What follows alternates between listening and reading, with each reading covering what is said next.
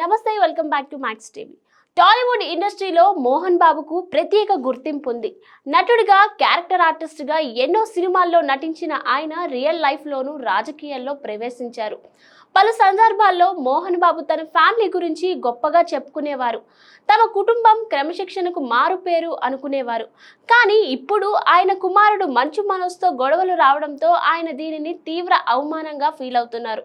తాజాగా మోహన్ బాబు నివాసం ఉంటున్న వద్దకు మంచు మనోజ్ బౌన్సర్స్ తో కలిసి వెళ్లారు. ఈ క్రమంలో మోహన్ బాబు నియంత్రణ కోల్పోయి మీడియాపై దాడి చేయడం కలకలం రేపింది. ఈ నేపథ్యంలో అసలు గొడవ ఎందుకు జరుగుతుంది, దేనికోసం మోహన్ బాబు మంచు మనోజ్ మధ్య వాగ్వాదం ఏర్పడుతుంది అనే వివరాల్లోకి వెళ్తే, మంచు మనోజ్ కుటుంబంలో ఆస్తుల చిచ్చు రచ్చకెక్కింది. గతంలో ఇంట్లోనే ఉన్న ఈ వివాదాలు ఇప్పుడు వీధికెక్కాయి. ముఖ్యంగా మంచు మనోజ్, మోహన్ బాబుల మధ్య ఈ వివాదం తారాస్థాయికి చేరుకుంది. ప్రస్తుతం మోహన్ బాబు శంషాబాద్ చివర్లోని జల్పల్లిలోని ఓ లగ్జరీ ఫామ్ హౌస్ లో ఉంటున్నారు. అయితే ఈ వివాదం అంతా ఈ బంగ్లా చుట్టూనేనని అర్థమవుతుంది. మోహన్ బాబుకు చెందిన ఇది తనకే కావాలని మంచు మనోజ్ పట్టుబడుతున్నాడు. కానీ అలా కుదరదని మోహన్ బాబు అంటున్నాడు. అయితే ఈ బంగ్లా గురించి తెలిస్తే ఆశ్చర్యపోతారు. ఎందుకంటే ఇది దివంగత నటి సౌందర్యకు చెందినది.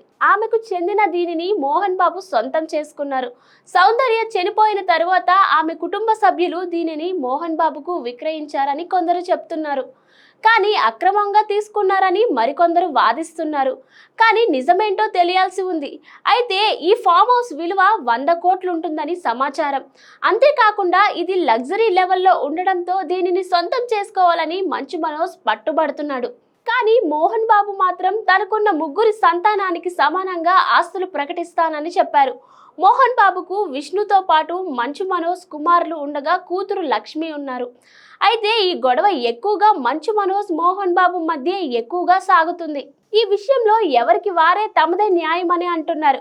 అయితే తాజాగా జరిగిన గొడవలో మోహన్ బాబు మీడియా ప్రతినిధులపై దాడి చేయడం కలకలం రేపుతుంది. విషయంలో మంచు ఫ్యామిలీ మొత్తానికి నోటీసులు అందినట్లు తెలుస్తుంది.